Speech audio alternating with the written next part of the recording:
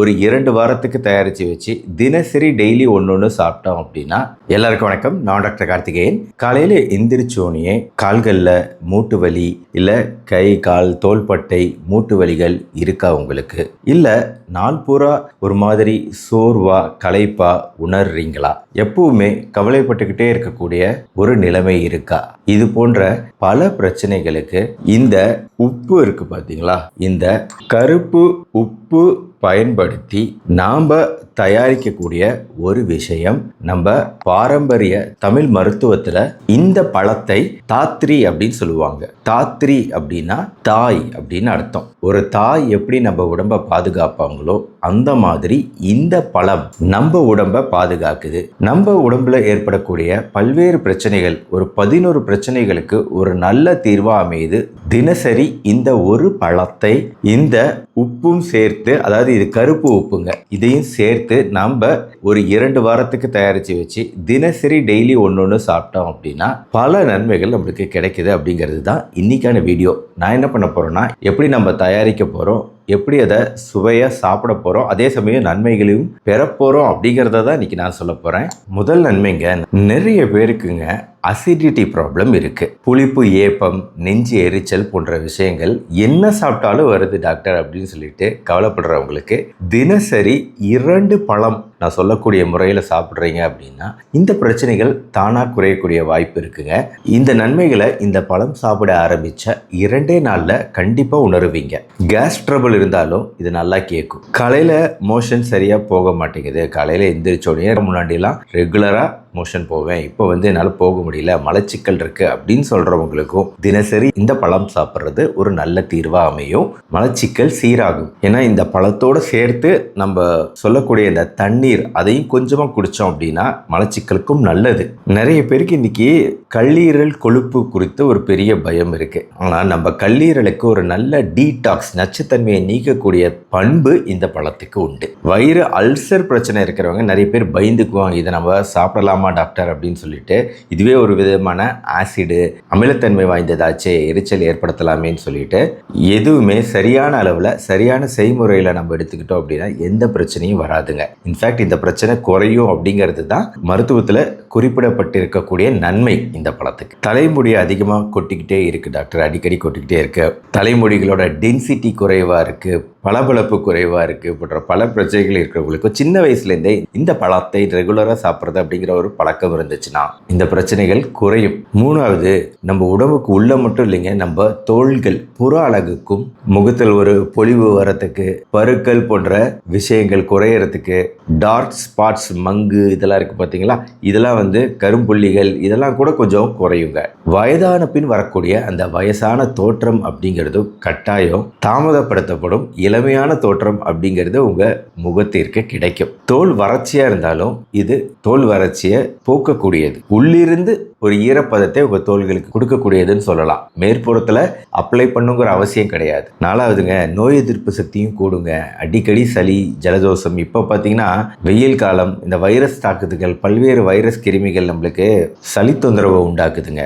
சம்மர்ல தான் தூங்கிக்கிட்டு இருக்கக்கூடிய இந்த வைரஸ்கள் முழிச்சு நம்மளுக்கு இந்த பிரச்சனையை உண்டாக்குது. மேலும் அம்மை நோய் போன்ற விஷயங்கள் நீங்க கேள்விப்பட்டிருப்பீங்க. இப்ப பாராமிக்சோ வைரஸ், ஒரு விதமான அம்மை நோய் நிறைய பரவிக்கிட்டு இருக்கு. தினசரி இந்த பழம் சாப்பிடுங்க.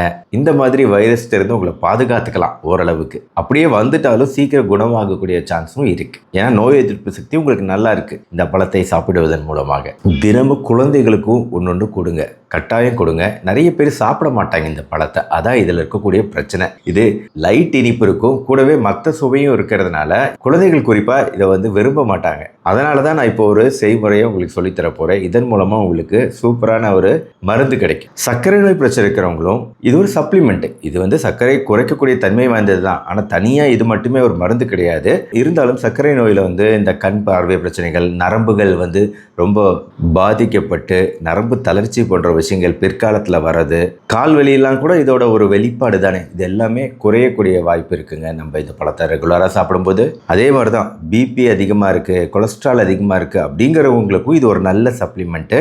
ரத்த அழுத்தம் கட்டுப்பாட்டுக்கு வரும், கெட்ட கொலஸ்ட்ரால் குறையும், மாரடைப்பு ஹார்ட் அட்டாக் வருவதற்கான ரிஸ்க் குறைக்கக்கூடியது இந்த பழம். இன்னைக்கு நைட்டில் மொபைல் பார்க்குறது, கம்ப்யூட்டர் ஸ்க்ரீனை தொடர்ந்து பார்த்துக்கிட்டே இருக்கிறதுங்கிறது ஒரு பெரிய ஒரு பழக்கமாகவே மாறிடுச்சு. இதை வந்து குறைக்கக்கூடிய தன்மை வந்து இந்த பழத்துக்கு உண்டுங்க. ஏன்னா அது கண்களுக்கு நேரடியாக நன்மை செய்யக்கூடியது. கண் வறட்சி ஆகிறது, கண் சோர்வு, அப்படி ஆகும்போது உங்களுக்கு அப்படியே ரொம்ப பிப்பு இருக்கும், கண்ணு ரொம்ப பிச்சுக்கிட்டே இருக்கும். நீங்கள் ஃபோன் பார்த்துட்டே இருப்பீங்க, அப்புறம் அப்படியே கண்ணை நல்லா தேய்ச்சி ஒரு மாதிரி டென்ஷனாக இருப்பீங்க. அதுக்கு காரணம் வந்து கண்ணில் வறட்சி, நீர் சத்து. நீங்கள் அப்படியே தொடர்ந்து ஸ்க்ரீனை பார்க்கும்போது தேவையான நீர் கிடைக்காம போயிடுது, அதனால் உண்டாகக்கூடிய வறட்சி அது. மேலும் 8வது நன்மை, அடிக்கடி வாய்ப்புண் வருது, ஈறுகளில் ரத்தம் வருது, நம் பல் ஈறுகளில் வாய் துர்நாற்றம் இருக்கு போன்ற விஷயங்களுக்கு இதுக்கு நன்மை செய்யக்கூடியது, இதையெல்லாம் குறைக்கக்கூடியது. ரத்த சோகை அனீமியா இருக்கு அப்படின்னா தினசரி இதை சாப்பிடுவதன் மூலமாக ஹீமோகுளோபின் அளவுகள் குறையாம பார்த்துக்கலாம். ஹீமோகுளோபின் அளவுகள் குறைஞ்சாதான் தலை சுற்றல் வர்றது, மூச்சு வாங்குறது போன்ற விஷயங்கள், குறிப்பா பெண்களுக்கு இது ரொம்ப நல்லது. 10வது நன்மைங்க, எடை குறையும். வெயிட் லாஸ் ஆகணும், தொப்பை குறையணும் அப்படின்னா இந்த பழத்தை சாப்பிடுவதன் மூலமாக இமோஷனல் ஈட்டிங் அப்படிங்கிறது குறையும். இமோஷனல் ஈட்டிங் அப்படின்னா நம்ம வந்து ஒரு கவலை, கோபம் இதையெல்லாம் வந்து ஈடுகட்டுறதுக்கு சில பேர் நிறைய சாப்பிடுவாங்க. ஸ்ட்ரெஸ்ஸு, குறிப்பாக ஸ்ட்ரெஸ்ஸை, அந்த மனசோர்வு மனக்கவலையை ஈடுகட்டுறதுக்குன்னே சாப்பிடுவாங்க. இதை குறைக்கக்கூடியது இந்த பழம்ங்க, சுறுசுறுப்பை தரக்கூடியது இந்த பழம். கடைசியாக இந்த வீடியோட ஆரம்பத்தில் சொன்ன பார்த்தீங்கன்னா மூட்டு வலி, ஜாயிண்ட் பெயின்லாம் இருக்குது. எப்பவும் சோர்வா, எனர்ஜி குறைவாகவே இருக்கிறவங்களுக்கு கவலையை குறைக்கக்கூடியது, தூக்கம் நல்லா வர வைக்கக்கூடியது இந்த பழம். ரெகுலராக சாப்பிடுவதன் மூலமாக தாத்ரி அப்படின்னு சொல்லக்கூடிய இந்த பழத்தை வந்து நான் இந்த கருப்பு உப்பு பயன்படுத்தி தயாரிச்சிருக்கிறேங்க. தாத்ரி அப்படிங்கிற நம்ம பெரிய நெல்லிக்காய், முழுசா இனிப்பு கிடையாது, கொஞ்சம் துவர்ப்பு, கொஞ்சம் கசப்பு, லைட்டு கசப்பு அப்படி இப்படின்னு இருக்கிறதுனால நிறைய பேர், குறிப்பாக குழந்தைகள் வந்து இதை வந்து சாப்பிட ரொம்ப கஷ்டப்படுவாங்க.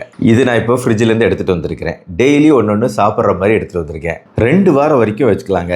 ஆனால் வெளியே மட்டும் வச்சா கண்டிப்பாக வந்து பூஞ்சை தொற்றுக்கள், ஃபங்கஸ் வரக்கூடிய வாய்ப்பு இருக்குது. அதனால் குளிர்ச்சியான இடத்துல தான் வைக்கணும். ஒரு 10 நெல்லிக்காய் எடுத்துக்கிட்டிங்கன்னு வைங்களேன், அதுக்கு இந்த கருப்பு உப்பு, பிளாக் சால்ட் வந்து ஒரு அரை ஸ்பூன்லேருந்து 1 ஸ்பூன் வரைக்கும் நம்ம யூஸ் பண்ணலாங்க. இதை தயாரிக்கும் போது கூட தண்ணீர் வேணும். 1-2 பச்சை மிளகாய் இருந்தாலும் பெஸ்ட்டு. ஃபஸ்ட்டு நீங்கள் கடையில் வாங்குற இந்த நெல்லிக்காயை நல்லா அலசி கழுவி வச்சுக்கோங்க. அடுத்து பாத்திரத்தில் தண்ணீர் கொதிக்க வைங்க. 2 கிளாஸ் தண்ணீரை கொதிக்க விடுங்க. அப்படி கொதிக்க விடும்போது நீங்கள் என்ன பண்ணணும் அப்படின்னா, நீங்கள் எத்தனை நெல்லிக்காய் போடுறீங்களோ அதுக்கு தேவையான அளவு இந்த கருப்பு உப்பை வந்து நம்ம அதில் போட்டு நல்லா மிக்ஸ் பண்ணிடணுங்க. மிக்ஸ் பண்ணி பாயில் பண்ணணும். இப்படி பாயில் பண்ணும்போது நம்ம நெல்லிக்காயை அதில் போட வேண்டிய அவசியம் கிடையாதுங்க. அது நல்லா சூடாகட்டும். சூடாகி கருப்பு உப்பு கலந்த தண்ணீர் நல்லா கொதிச்ச பின்னாடி இதை ஆஃப் பண்ணிவிடுங்க. கொதிக்கும் போதே நம்ம நெல்லிக்காயை அதில் போட வேணாங்க. நம்ம தண்ணீர் கொதிக்க வச்ச பின்னாடி அதை ஆஃப் பண்ணிவிட்டு அதுக்கப்புறமா அதில் நெல்லிக்காயை போடுவோங்க. ஏன்னா நம்ம டைரெக்டாக போட்டோம்னா அது வந்து நெல்லிக்காய் உடனே நல்லா பாயில் ஆகி பிளந்து போய் அதோட நன்மைகள் வந்து உள்ள நம்மளுக்கு அப்படியே கிடைக்கணும். அதுதான் நம்மளோட மெயின் எய்மு. ப்ளஸ் சுவையாகவும் இருக்கணும் சாப்பிட்றதுக்கு. அப்படிங்கிறதுனால நம்ம தண்ணீர் கொதிச்ச பின்னாடி அதை ஆஃப் பண்ணிட்டு அந்த சூட்லேயே வந்து நெல்லிக்காயை நம்ம அதில் போட்டுடணும். தேவையான அளவு நெல்லிக்காயை போட்டுடணும். ஏன்னா ஏற்கனவே நீங்கள் அதில் உப்பு போட்டுட்டீங்க. கூடவே வந்து கொஞ்சம் ஒரு தேவைக்கு ஏற்ப ஒரு பச்சை மிளகாய், இப்போ நான் காமிக்கிறேன் பார்த்தீங்களா, பச்சை மிளகாயை போட்டுருங்க. வேணும்னா எலுமிச்சை சாறு கொஞ்சம் அதில் புளிஞ்சு விட்டுடுங்க. இதை பண்ணி நீங்கள் முக்கியமாக இந்த மாதிரி கண்ணாடி ஜாரில் போட்டு ஸ்டோர் பண்ணி வைங்க. இதில் அப்படியே ஊறிக்கிட்டே இருக்கும். அந்த தண்ணீரில் வந்து இந்த நெல்லிக்காய் ஊறிக்கிட்டே இருக்க இதோட சுவை கூடும். தினசரி ஒன்று சாப்பிடலாம். ப்ளஸ் இதை நீங்கள் சாப்பிட்டு பார்த்துட்டு என்கிட்ட சொல்லுங்கள். ஏன்னா இதில் அந்த சுவை வந்து வேறு மாதிரி மாறிடும். நம்ம சாப்பிடக்கூடிய வகையில் மாறிடும். நீங்கள் நெல்லிக்காய்க்கு டைரெக்டாக உப்பு தொட்டு சாப்பிடுவீங்க, ஆனால் அதில் நிறைய உப்பு உங்களுக்கு உடம்புக்குள்ளே போகும் தேவையில்லாமல். ஆனால் இதில் நம்ம யூஸ் பண்ணுறது ஹெல்த்தியான கருப்பு உப்பு. இதில் வந்து சோடியமோட அளவுகள் குறைவு, பிளாக் சால்ட்டை பொறுத்த வரைக்கும். அதே சமயம் இரும்பு சத்து, மெக்னீசியம் சத்து போன்ற பல தனிமங்கள் அதிகமாக இருக்கும். ஆனால் யூஸ்வலாக அயடைஸ்டாக இருக்காது. அப்படின்னாலும் மற்ற விஷயங்களுக்கு நம்ம நார்மல் நார்மல் உப்பு தான் யூஸ் பண்ணுறோம். அதனால் இது தயாரிக்கும் போது கருப்பு உப்பு யூஸ் பண்ணிங்கன்னா இன்னும் பெஸ்ட்டு. நான் சொல்லிட்டு பிபி இருக்கிறவங்களாம் வந்து தினசரி ஒன்று சாப்பிடலாம் அப்படின்னு சொல்லிட்டு, அப்போ சேஃபான ஒரு விஷயத்தை நான் சொல்லும்ல, அதனால தான் இதை நான் சொல்லிகிட்டு இருக்கேன். இந்த மாதிரி பாட்டிலில் வச்சுருங்க. ஆனால் வெளியே வச்சிங்கன்னா இது வந்து பூஞ்சை தொற்றுகளுக்கு உள்ளாகக்கூடிய வாய்ப்பு இருக்குது. எடுத்த உடனே நீங்கள் சாப்பிட வேணாம். ஒரு நாள் ஃப்ரிட்ஜில் இருந்ததுக்கு அப்புறம் எடுத்து சாப்பிட ஆரம்பிச்சிட்டிங்கன்னா போதும், சூப்பராக இருக்கும். பொதுவாக நான் சொல்கிறது பெரியவங்களுக்கு தான் ஒன்றுன்னு சொல்லிட்டு. ஆனால் சாதாரணமாகவே குழந்தைகளுக்கெல்லாம் கொடுக்குறீங்க அப்படின்னா இப்படி எடுக்கக்கூடாது, ஸ்பூனில் எடுக்கணும். இருந்தாலும் நான் டைரெக்டாக எடுத்துட்டேன். இது 2-3 சாப்பிடலாங்க. சூப்பர் டேஸ்ட் பாருங்க. நெல்லிக்காயோட தன்மை மாறலை, அதோட கலர் மாறலை, நிறம் மாறலை, சத்துக்கள் குறையல, ஆனால் சுவையாக சாப்பிட்றோம். 2 to 3 சாப்பிடலாங்க. காலையில் சாப்பிடலாம். இந்த அல்சர் தொந்தரவு இருக்குன்னு சொல்கிறவங்க சாப்பிட்ட பின்னாடி சாப்பிடலாம். எதர் சாப்பிட்றதுக்கு 30 நிமிஷம் முன்னாடி, இல்லை சாப்பிட்ட பின்னாடி 30 நிமிஷம் கழிச்சு. ஏன்னா நெல்லிக்காய் வந்து ஈஸியாக வந்து அதில் இருக்கக்கூடிய வைட்டமின் சத்துக்கள் இதெல்லாம் வந்து மற்ற உணவுகள், சூடான உணவுகள் ஏதாவது இருந்துச்சுன்னா இதோட சத்து அப்படியே போயிடும். அதனால் நெல்லிக்காயை தனியாக சாப்பிட்றது தான் இன்றைக்குமே பெஸ்ட். இல்லை சாயந்தரம் டீ குடிக்கிறதுக்கு பதிலாக 2 நெல்லிக்காய் சாப்பிடுங்க. குறைந்தபட்சம் 21 நாள் சாப்பிட்டு பாருங்க. ஜீரண மண்டல பிரச்சனை, மலச்சிக்கல் இருந்து எவ்வளோ விஷயங்கள் குறையுது அப்படிங்கிறத நீங்கள் அனுபவபூர்வமாக உணர்வீங்க. யார் ஒருத்தர் கவனமாக இருக்கணும். சர்க்கரை நோய் இருக்குது, மருந்து சாப்பிட்றீங்க அப்படின்னா அதோட டோசேஜ் இது இன்டர்ஃபியர் பண்ணலாம். அப்படிங்கிறதுனால சர்க்கரை மாத்திரையோட அளவுகள் குறையலாம் இந்த மாத்திரையை. அதே மாதிரி பிபி மாத்திரையோட அளவுகள் குறையலாம் இது சாப்பிடும்போது. நல்லது தானே? அதே மாதிரி ரத்தம் முறையாமல் இருக்கக்கூடிய மருந்துகள் சாப்பிட்றவங்களும் கவனமாக இருக்கணும். அல்சர் தொந்தரவு ரொம்ப அதிகமாக இருக்குது அப்படிங்கிறவங்களுக்கு ரொம்ப எரிச்சல் ஓவராக வந்துடும். இது எதை சாப்பிட்டாலும் வந்துடும். ஏன்னா இது வந்து ஒரு ஆசிட் தானே, சிட்ரிக் ஆசிட் தானே. அதனால இரிட்டேஷன் காஸ் பண்ணும். ரொம்ப அதிகமாக இருக்குது அப்படிங்கிறவங்க தவிர்த்துடுங்க. அறுவை சிகிச்சை செய்ய போகிறாங்க ஒரு வாரத்தில் அப்படின்னா அவங்க தவிர்க்கணும். மற்றபடி இதை ஆம்லா பர்ஃபி இந்த மாதிரிலாம், இஞ்சி முறப்பா மாதிரிலாம் இதில் இந்த பெரிய நெல்லிக்காய் பர்ஃபி, பெரிய நெல்லிக்காய் முறப்பாலாம் கிடைக்கிது. அதெல்லாம் வாங்கி சாப்பிடாதீங்க, வேஸ்ட். அதில் ஒன்றுமே கிடையாது. இந்த மாதிரி நேச்சுரல் மெத்தடில் நீங்கள் வாங்கி நீங்கள் ப்ரிப்பேர் பண்ணி நீங்கள் சாப்பிடுங்க. ரைட், இந்த வீடியோ முடிக்கிறதுக்கு முன்னாடி ஒரு முக்கியமான விஷயம். இந்த வீடியோவில் நான் என்ன பண்ணினேன் அப்படிங்கிறது உங்களுக்கு புரிஞ்சுதான்னு தெரில. உங்களுக்கு நான் புரியுற மாதிரி இப்போ ஒன்று சொல்கிறேன். அதாவது என்னோட மற்ற வீடியோக்களில் வந்து நான் ரொம்ப கொஞ்சம் அறிவியலும் சேர்த்து தான் பேசுவேன். சயின்ஸ் விஷயங்கள் இதில் என்ன இருக்குன்னு பேசுவேன். ஆனால் இந்த வீடியோவில் அப்படி நான் பேசாமல் டைரெக்டாக விஷயம் என்னவோ, என்னென்ன நன்மையோ அதையும் மட்டும் சொல்லிட்டு தயாரிப்பு முறை சொல்லியிருக்கேன். இப்போ நீங்கள் எனக்கு சொல்லுங்கள், இந்த ஃபார்மேட்டில் நம்ம போகலாமா அப்படின்னு சொல்லிட்டு. ஏன்னா தரவுகள், ஆராய்ச்சி தரவுகள் ரொம்ப முக்கியம் இல்லையா? அதை நான் இங்கே சொல்லலை, ஆனால் டிஸ்கிரிப்ஷனில் அட்டாச் பண்ணுறேன். தேவை இருக்கிறவங்க பார்த்துக்கங்க. மற்றபடி இதே மாதிரி பேசலாமா, இல்லை அறிவியல் ஆராய்ச்சிகள் தரவுகளை சேர்த்து வச்சு பேசலாமா அப்படிங்கிறத நீங்கள் தான் சொல்லணும். ஏன்னா இது என்னோட வித்தியாசமான ஒரு முயற்சி. ஏன்னா எல்லாரையும் போய் ஹெல்த் எஜுகேஷன், இந்த மாதிரி விழிப்புணர்வு பதிவுகள் போய் சேரணுங்கிறது என்னோட ஆசை. அதனால தான் இதை கொஞ்சம் லைட்டாக மாற்றினேன். இன்னைக்கு பார்க்கறதுக்கு மற்ற யூடியூபர்ஸ் மாதிரி இருக்கும், இப்படி அப்படி மேஜிக்னு. பட் மேஜிக்லாம் கிடையாது. நான் பேசுறது எல்லாமே அறிவியல் சார்ந்தது. மற்றபடி இந்த வீடியோ பிடிச்சிருச்சுன்னா லைக் பண்ணுங்கள். நம்ம சேனல் டாக்டர் கார்த்திகேயன் இதற்கு சப்ஸ்கிரைப் பண்ணி ஃபாலோ பண்ணுங்கள். உங்கள் ஃப்ரெண்ட்ஸ் அண்ட் ரிலேட்டிவ்ஸ்க்கு இந்த வீடியோவை ஷேர் பண்ணுங்கள். மறுபடியும் நாளைக்கு பார்ப்போம். நன்றி, வணக்கம்.